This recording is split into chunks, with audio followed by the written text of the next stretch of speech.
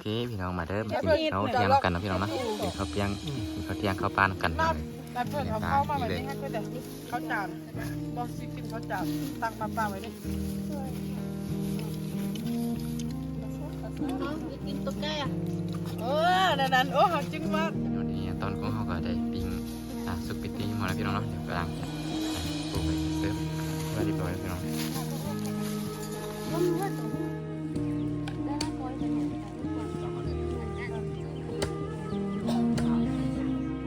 ว่าเพื่อน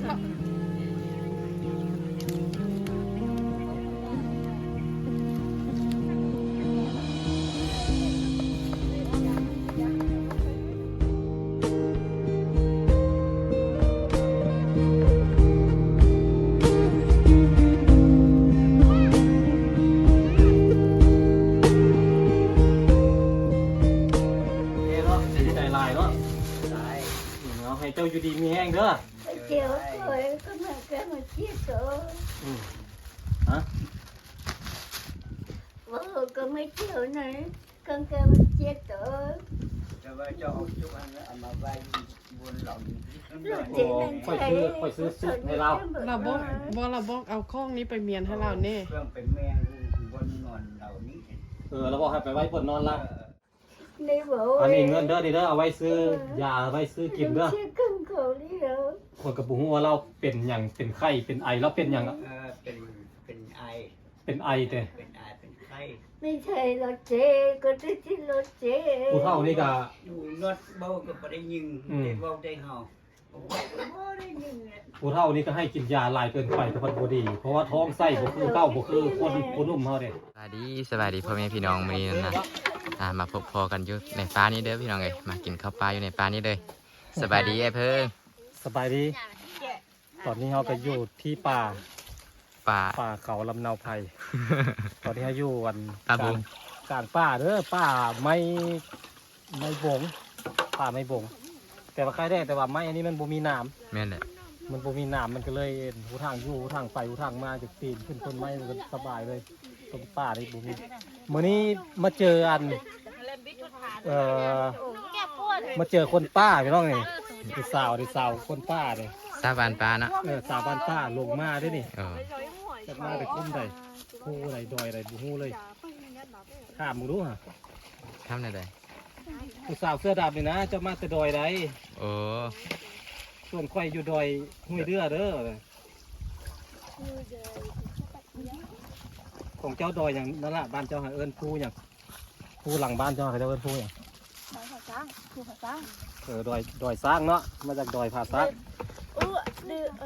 ซื้อบ้านผาสร้างเลยเด้ครับถ้าที่อยู่นี่ก็บ้านผาเสื้อเนาะบ้านน้าไปก่อนบ้านเสื้อให้เอาแล้วอันบ่อนผู้บ่อนเจ้าให้เจ้าไปมีโอกาสเดี๋ยวเราจะพาไปทางเขาไปบ่อนผู้สูงใหญ่ๆคือผาสร้างนะบ่อนแถวที่เจ้าเฮ็ดให้นะทางเขาขึ้นไปนะเขาจะเกิดยังสนามยังเขาจะเกิดนะสนามบ้านเก่าปะเขาเจ้าคือบ่ตั้งชื่อที่มันแบบเท่ๆเนี่ยวะเนาะตั้งชื่อดอยบ้านเก่านะแล้วกับเฮ็ดจัดเป็นแหล่งท่องเที่ยวไปเที่ยวไปยังบ่อนแถวที่เจ้าอยู่บ่อนบ้านเก่าเจ้าอยู่เป็นตาเที่ยวได้งามเลยคัดเจ้าเฮ็ดไหมนี่นายลงคลิปตัวขังอยู่ยังไปวะงามเลยคัดไหมไอ้ยังมักหลายคนเขาก็ยังมักอายุสูงๆไปเฮ็ดรูปคนนั้นว่าอยู่เฮ็ดตูบสูงๆเฮ็ดเป็นปลูกดอกไม้ใส่ดอกบ่อนท่องเที่ยวคืออยู่ไทยคักแหละอยู่คือดอยสุเทพดอยนั่นน่ะอยู่อันเขาข้อเนาะเพชรบูรณ์เนาะเจ้าเคยไปป่ะไปเขาก็ไปเขาข้อจังหวัดเพชรบูรณ์ภูทับเบิกก็อยู่อันอยู่เพชรบูรณ์เขาเฮ็ดอยู่ทึ่งดอยพุ่นเนาะเขาเฮ็ดคักเลยมีเฮ็ดเป็นรีสอร์ทบ้านพักคือแถวให้สิเจ้าเฮ็ดคักขนาดน่ะงามขนาดน่ะอยู่คนไหนอยู่คนก็มีคนมองป่ะอันก็ให้รีสอร์ทอันเพชรบูรณ์เป็นมีแต่คนมองคนที่เป็นเจ้าของอันรีสอร์ทมีแต่คนมองเขาคนมารวยเห็นป่ะเขามีแต่คนรวยๆคนมงอยู่ไทยน่ะมงไทยรวยได้มีแต่คนรวยได้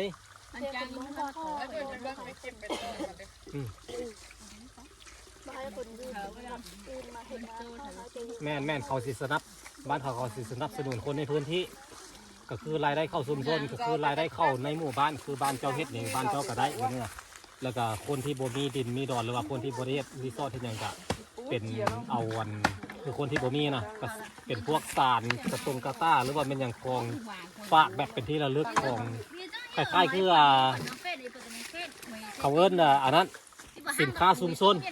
คนไทยเขาเอิ้นสินค้าแบบของชุมชนในหมู่บ้านนั้นคนก็ไปซื้อไปอุดหนุนแบบนี้นะ เป็นรายได้ของหมู่บ้านไปเลยเนาะ แม่นรายได้ก็เข้าคนในหมู่บ้านแบบนี้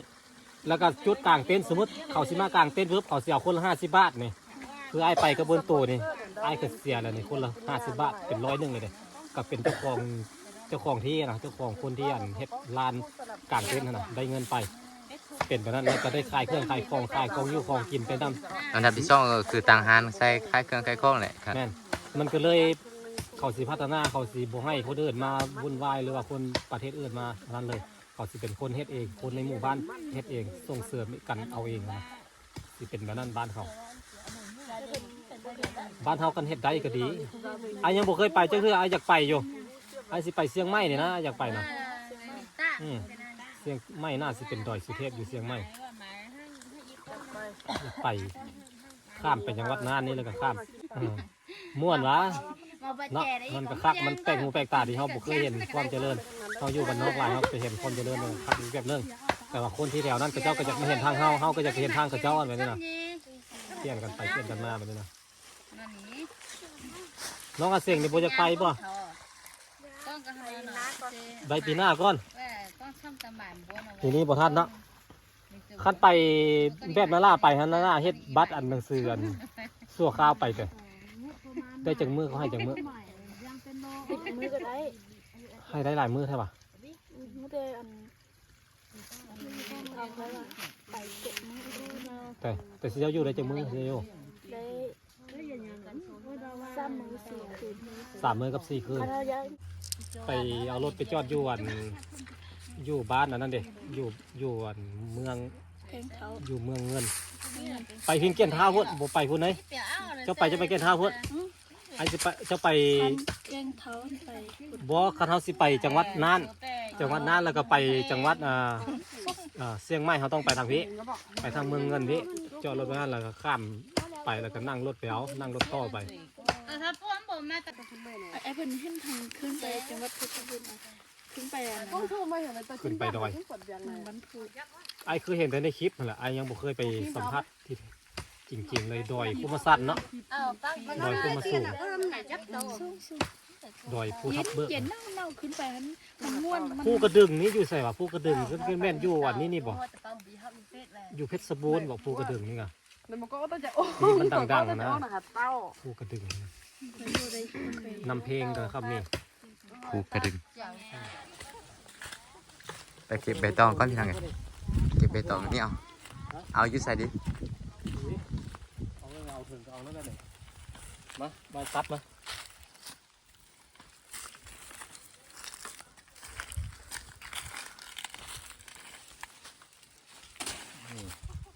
ได้แล้วอันนึง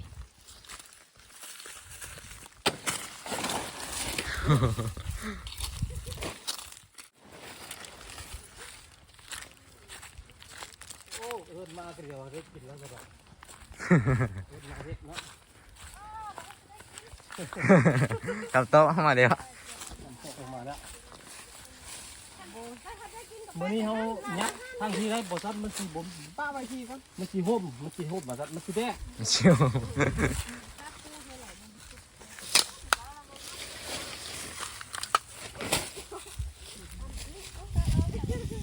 บนลีบ่ลงมาบ่มื้อนี้ วลีไปให้ เห็นบอกว่าไปเกลือหมู่ วลีกับองใจไปเกลือหมู่แล้วไปลิ้นน้ำประสันเขาว่าน่ะไปดำปลาวะเนี่ย ไปทำปลาอยู่ ห้วยซอย ห้วยซอยพุ่น เนี่ย เบี่ยงให้เอาคำว่ามาใส่ ไม่น่าเพิ่นก็ได้ว่าเรา ไปเดือน3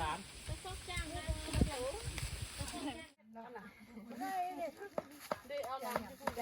ใส่น้อยนึงเสื้อเป็นหัวละลาย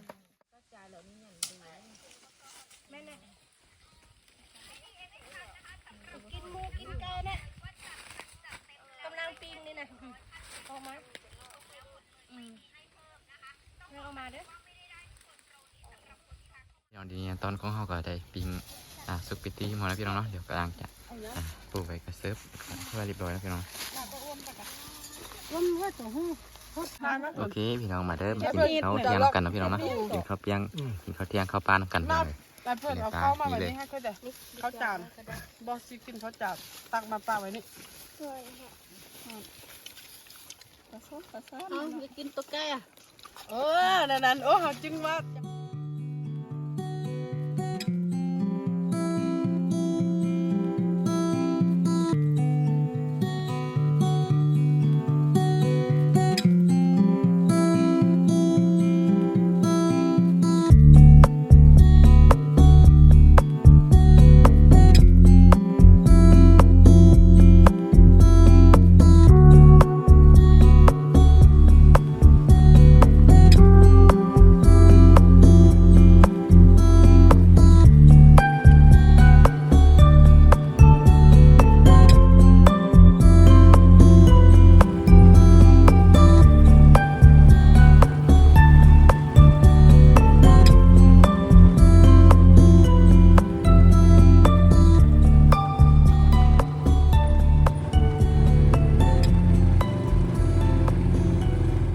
พี่น้องดีๆนั่นบาโตกับพาพี่น้องเดินทางวัดหมู่บ้านของสันเผามุ้งนะพี่น้องเนาะ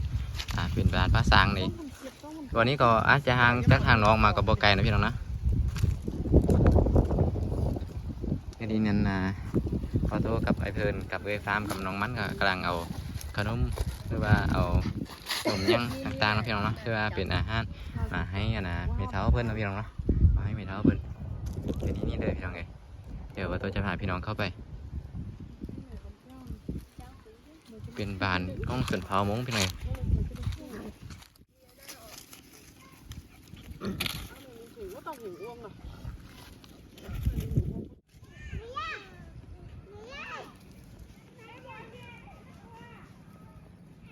เดี๋ยวบาโตจะพาพี่น้องไปหานายเปบาซ่ากันนะพี่น้องนะ น้องอาไม้อยู่บ่น้องอาไม้นี่ อยู่บนใดเงินอยู่บนใด เงื่อนหลังบุ้ม นี่ นี่แล้ว อยู่รูมมีคนอยู่อีรูมฮะ เท่ากันนั้นนี่เท่ากันนี้ไปเบิ่งเงินเราเนี่ยไป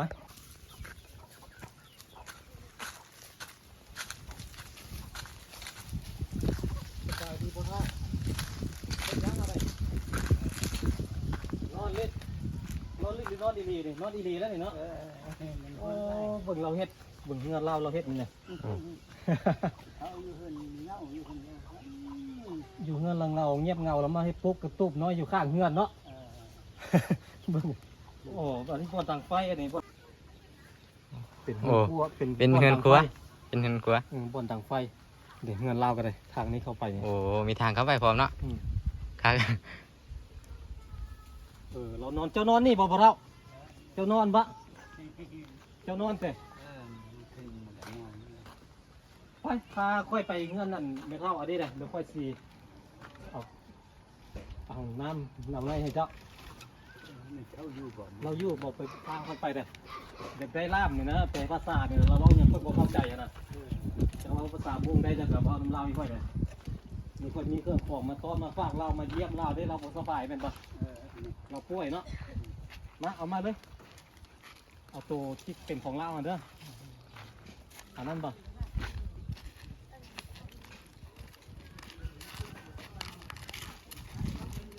น้องมันหิวมาแล้วนี่วันนี้น้องมันได้ทำบุญนำเด้อเหมือนนี่โอ้ยนั่นดีรอ นะสินะ สบายดีสบายดีเราให้แล้วนี่ ทุกเจอได้ ให้แล้วถูกใจหลายเนาะลูกหลานมาเยี่ยมแล้วบัดนี้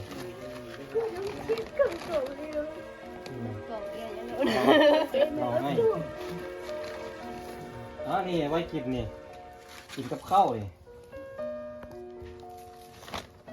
อันนี้น้ำมันหมูสาเหตุที่เลือกเอาน้ำมันหมูก็คือน้ำมันหมูมันดีกว่ามันดีกว่า เราเอาในไหนคนเท่า อันนั้นต้น นอนจะได้เงื่อน นั่นเขานั่น นี่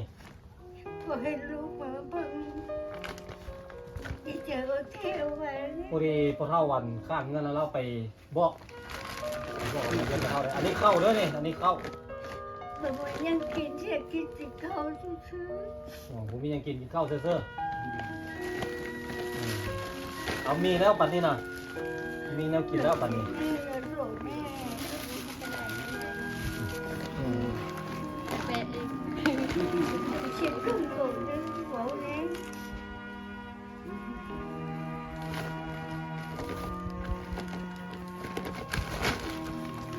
อ่าคนตัวนี้นี่อันนี้ไข่นี่นี่ไข่นี่ เช็ดเครื่องโกงเด้อ ว่าก่อนนกเขาก็ได้แล้วเขาก็ดีใจแล้วเขามาช่วยเจ้าได้บุญเด้อขอบคุณเด้อ เช็ดเครื่องโกงเด้อ น้ำผู้เฒ่าผู้แก่ได้บุญได้เนาะผู้เฒ่าเนาะ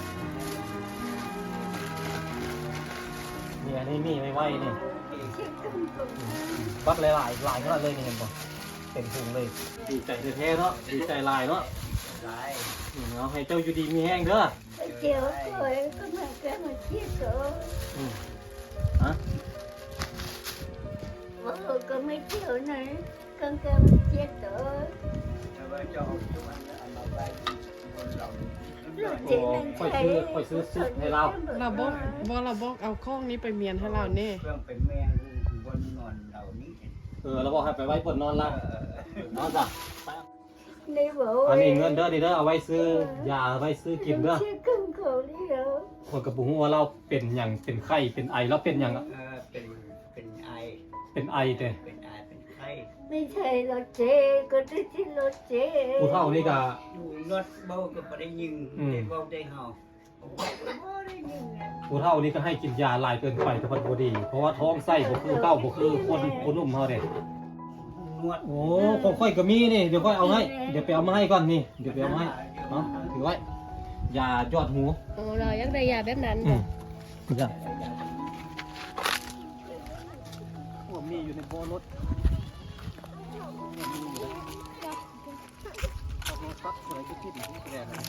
ยาก็ได้ยายอดหู เราอยากได้ตัวนี้เนาะ เราอยากได้ตัวนี้เพราะว่าเราเคยใส่ตัวนี้แล้วมันดีเลย อืม มันดีมันเศร้าเลยของเราอ่ะนี่ยายอดหูเด้อน เห็นแล้วเพิ่นอยากได้ยายอดหูเลยพี่น้องนะแล้วเพิ่นก็เอามานำเคยเอามาให้เดี๋ยวเพิ่นเอาพี่น้องนะ นี่ยายอดหูมันเศร้าเลยเราเป็นหูรองตอนนั้นน่ะกว่าไม่ประตูวันเงินข้างๆเรามาใส่ให้ จะหน่อยจบมัน เราบอกว่าเศร้าแล้วว่ะ จะหน่อยจบมันที่เหรอ บอกหลานใส่หู ใส่หู เออ เทื่อละยอดเทื่อละ2 ยอด ใช่ที่ อัน ล นี้ ง นะ เหรอ จะยอดหลายยอดประมาณยอด2 ยอดพอ แต่ก็มองสิอ๋อใช่ไหมแต่ก็แบ่งแค่นี้ พอเราแปลงรูปบันนี้ แต่ว่ามันใส่ตัวนี้มันดีแล้ว กูเป็นดีเลยนะกูเป็นอีกเลย เรา นะ ว่าเราใส่ตัวนี้มันดีแล้วแล้วมันเป็นมาไหมแล้วยาตัวนี้เราเมื่อแล้วแล้ววันนี้เราค่อยเอามาให้นี่พันไหมนี่เนาะ มันมัดเร็วไป ต้องเช็คเครื่องก่อนนะ ตัวที่มาใส่มาให้ก้อนนั่นแหละเศร้าแล้วดีแล้วแล้วมันเมื่อเนาะยายอดเองเมื่อแล้วค่อยเอาให้ไหมแล้วปันนี้ มันเอาได้เมื่อก็ดีแล้วใส่ เอาให้เจ้าดีเจ้าเศร้าเด้อสิไปแล้วเด้อ เมืองไทยอยู่หนูเคย นอนท่านอน ที่เดินกูไปบ่ได้บ่มี นอนท่านอนคลองไปหาไปบ่ได้ย่างบ่ฮอดแล้วเพิ่นสร้างความไปน้ำมันเด็กน้อยบุรุษผู้เฒ่ามันน่ะ ที่เจอเท เด็กน้อยเนาะ เด็กน้อยไปเก็บมะม่วงเล่นลงมาบอกน่าจะเป็นลูกหลานแถวนี้แหละเล่นลงไปบอกว่าไปเยี่ยมไม่เท่าได้ว่าซัดเราบ่สบายว่ะก็เลยเตรียมตัวมานี่ซื้อเครื่องซื้อของมาฝากนี่เลยมาเยี่ยมมายามเพิ่นนี่เอาเศร้าเด้อเศร้าไวๆเด้อ ต้องเช็ค อยู่ดีมีแห้ง เกไปได้บุญ เกอยู่เขา มือที่ชื่อเขาที่ บ่ป้าบ่ทิ่มบ่ได้ป้าได้ทิ่มยังฮักแพงเบิ่งแย่งคือเก่า ก็ท่านเราเคยอยู่ตัวเห็นหมา คลองท่ามเพิ่นมาแล้วอะ คือเจ๊ลูกเคยบอกแม่ที่มาบ่เคยเขาไปบอกเคยลูกเคยแม่เบิ่ง มาหาอยู่ บ่เห็นเขาแม่ที่จิเปิดตัวเราไทย bố bố cho nó hết nè เอา ở chế mình ôi rồi chỉ ta lá rồi nó nè อืม em cũng phân tổ เรา rồi เว้าในใดพอเนาะ แต่ว่าบ่คงนำบ่เต่าไปตลาดแล้วไปที่จานเองตลาด อืม rồi chế cứ này thấy เอา nè เอาไปแล้วเด้อไปขอบใจเด้อไปเท่าเด้อ ừ chế cứ này ไปไปก่อนพี่น้องให้ลูกน้อยกับเอาขนมให้พอเท่านั้นก่อนบอกพอเท่าละ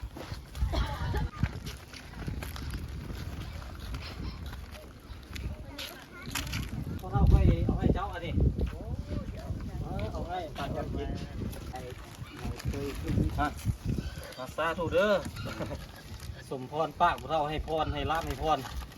อยู่ดีมีแห้งค้าขายร่ำรวยเนาะเอาเก็บขนมมาไว้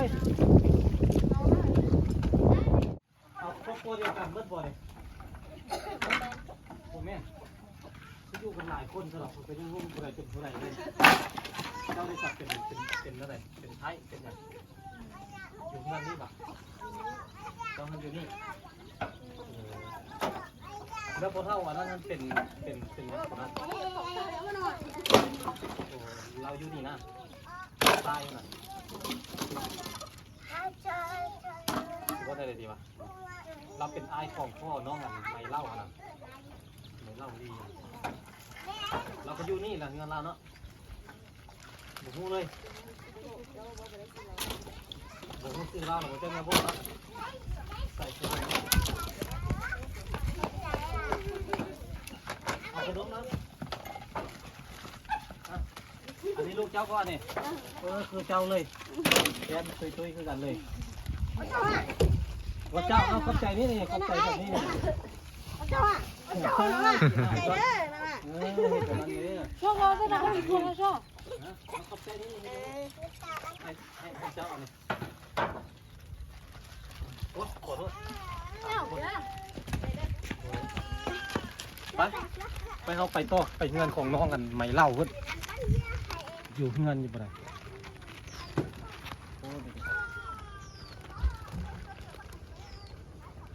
จูงแขนกันไปซ้ายอ่ะนี่ไปจ้องหัวไปซอบหัว ไปจุงหัว เดี๋ยวหัว วิธีชีวิตแบบบัดวิธีชีวิตแบบบานภาษาเนาะพี่น้องเนาะวิธีชีวิตตอนแรงของบานภาษาพี่น้องเอ้ย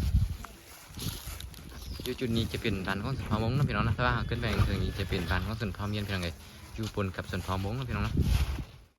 อยู่ที่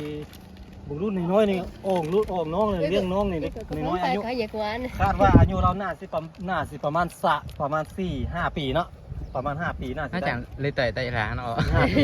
เบิ่งอายุ4-5 ปีนี่เขาบอกว่าคำนวณไว้ว่าน่าจะประมาณ4 ปี แต่ เลี้ยงน้องแล้วออกน้องแล้วนี่อันนี้ก็คือไทม์ไลน์ชีวิตหรือว่า ก็คือแม่อย่างก็จะเอิ้นประสบการณ์ชีวิตเนาะคาดว่าน้องน่าจะจดจำไปตลอดชีวิตเลยที่เลี้ยงน้องเบิ่งน้องเนาะคนนี้คนที่3คนที่4คนที่4คนที่5คนที่6คนน้ำหลังคนที่7ยังมีเอื้อยอีกเลยเนาะ ยังมีอีก3คนเลย3ผู้อีก3คน บอส คุณน้อยนั่นโอ้มดพอดีเลยเนี่ยมดเลยนี่โอ้พอดีครบกันเลยครบกันแล้วห้ามเลิกเด้อ มาแต่ไซเจ้ามาแต่ไซโอ้บ่มีหัวแห้งสิยากแล้ว โอ้พอดีเลยนี่ลาบูบูนี่ยงเก้านี่ยงเก้า ยังก็ติดเตี้ย ยงเก้าติดเตี้ย จุกเกิดติดเตี้ย ยง เตี้ย เก้า ตัวยัง ไล่ งามหลาย ไอ้เราใส่ให้เลยหน่อยใส่ให้เลย ๆใส่ให้เลยบะ เดี๋ยว เดี๋ยวไอ้ตรงเบิ้งก่อนว่าตัวใดเป็นฟองไทยตัวใดเป็นฟองอันใดนะ จุกก็หัวเจ้าเด้หัวเจ้าไปไสฮะ ไปตามห้าพวกเรา มันขึ้นนำเลยสิ นี่พูดนี่เจ้าจากอายเลย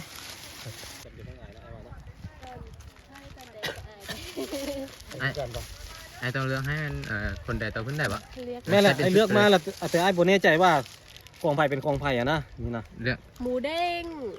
หมูเด้งกัน ไอ้โบนี่ อันนี้มันง่ายแต่ว่ามันสั้นเนาะ ว้าหัวโปรตีนนี่เจ็บได้นี่แบบนี้นี่ มีหูแต่อันนี้ก็นั่ง เล่นหลายเล่นโบใส่กินแล้วหัวโปรตีนเป๊ะ หมูเด้งปลีเขา หมูเด้งก็มี หมูเด้ง ปลาเชื่อปลาเชื่อ เอาตัว พอเท่านั้นนะเราบ่อยู่กันพอเท่าอันนั้นอยู่เป็นไอ้กกของพ่อเขาเด้ โอ้ กันพอเท่านั้นอยู่ไอ้ให้พอเท่านั้นท่ามาก อัน คั นี้ กเลย รีแมนพูด อันนี้ของไผ่เป็นของไผ่ปะ ให้เลืก อันนี้มัน เาเลย สุดกับอันนั้นกับอันนี้มันสุดเดียวตี เรื่องเบิ่งบางสุด เอ้ามึงดูอันนี้ปะ แม่นอาจจะแม่นอยู่ไอ้ อันนี้กับอันนี้อะไร อัน เป็น อัน อะไร นี้เราเบิ่งนี่ตัวสีแดงอะไรแม่นแหละ อันนี้ได้ของไผ่อันนี้ นั้น คนเสื้อแดงนี่พอดีเลย คนเสื้อแดงนี่คือมันมีแต่อันพอดีแท้ ไม่ได้ อันใดก็พอดีมาเลย ประเด็นนะฮะอีกนะจ๊ะ ข้องใหม่เล่าเราเป็นชุดนอนเท่านี้จะบอกค่อยว่าเหลื อั อน นี้ เอา เด็ ชุดนอนให้น้อง ของกับคู่อะไรอันนี้โอ้โห เอาอ้องมาเมื่อเลยนะ อันนี้แมนผู้ใดมันง่าย อันนี้ แต่ ข้ ว่า อง มันสั้น ผู้คลีซ่องนะลูก เป็นไง คนที่ สุดนอน ของไม้เล่าอันนี้ ชุดนน ของผู้เอ่ย ใหม่เล่า ของผู้เอ้ยกบ อันนี้ก็แต่ว่าคุณเดินทางนี่นะ ไม้จ้ะ ของผู้เอ้ยกบ เรื่องให้ผู้น้องกันนะผู้น้องอยู่นี่ แท็กซี่เฮ็ดเตอร์แล้วพ่อแม่กับเจ้ากับบัดบ่อยู่ อั เนาะ นนี้เพื่อน แม่อยู่เหรอวะ แม่อยู่แต่ว่าพ่อไปใช้ แต่ว่าแม่อยู่แต่ว่าแม่ลี้แล้วแม่อาย แม่ แม่ กล่อง เล่นลี้แล้วเอาของมาให้ลูกสาวลูกแม่เพิ่นเล่นหนีปะโอ้ แม่เพัดอายบ่จักแนวสิให้ ของไผ่เป็นของไผ่บ่ฮู้เลย ปรินโจก็อันนี้จะ อันนี้ก็สินุ่งได้บ่นี่ตัวน้อยๆนี่ เอาเตา ขนมบ่ครบกันเนาะ มีน้องมา ดูเตาไปเจ๊ อะไร เดี๋ยวก็ในมาบ่นว่ามีผ้าเนาะ nhỏ thì nữa มีจริง cái chậu này chết แปลว่าหยัง มาเห็มไม่ออก บอกภาษาลาวแม่ไอ้บ่เข้าใจ มาเห็มไม่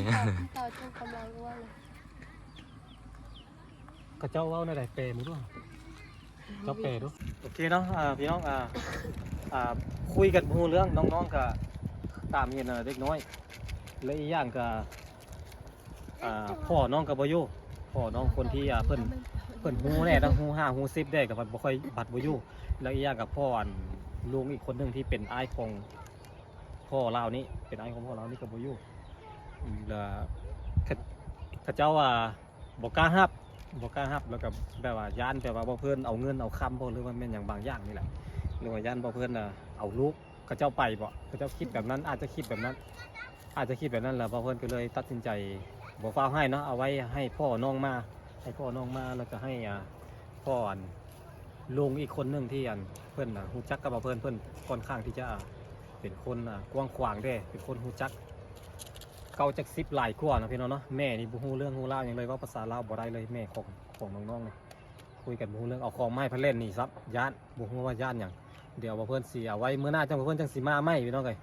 เอาไว้เจอกันในมื้อหน้าเด้อ สำหรับมื้อนี้สบายดีพี่น้องเอาไว้มื้อหน้าเพิ่นสิมาใหม่ก็มันเอาให้ไปเลยมันก็บ่คักเพราะว่าเฮาเอาให้ไปโดยที่เฮาก็เฮาก็บ่ได้หวังหยังหรอกเฮาจะให้ไปโดยที่เฮาอยากบอกอธิบายให้กับเจ้าฮู้ว่าเฮาตั้งใจให้เฮาบ่ได้หวังหยังจากกับเจ้าเฮาบ่ได้อยากเอาหยังจากกับเจ้าเลยบ่ได้หยังเฮาแค่อยากให้ในฐานะเฮาก็เป็นคนหนึงที่เอ็นดูเด็กน้อยเป็นคนหนึงที่ฮักเด็กน้อยเป็นคนหนึงที่อยากช่วยเหลือแล้วก็อยากแบ่งปันเนาะเฮาให้โดยที่เฮาบ่ได้หวังผลตอบแทนใดๆบ่ได้มีหยังมาครอบงำทางนั้นเนาะพี่น้องเนาะก็มีก็บ่ได้หวังผลประโยชน์บ่เพิ่นก็เอาไว้มื้อหน้าบ่เพิ่นสิมาใหม่สำหรับมื้อนี้บ่เพิ่นก็ต้องขอกล่าวคำว่าสบายดีพี่น้องเอ้ย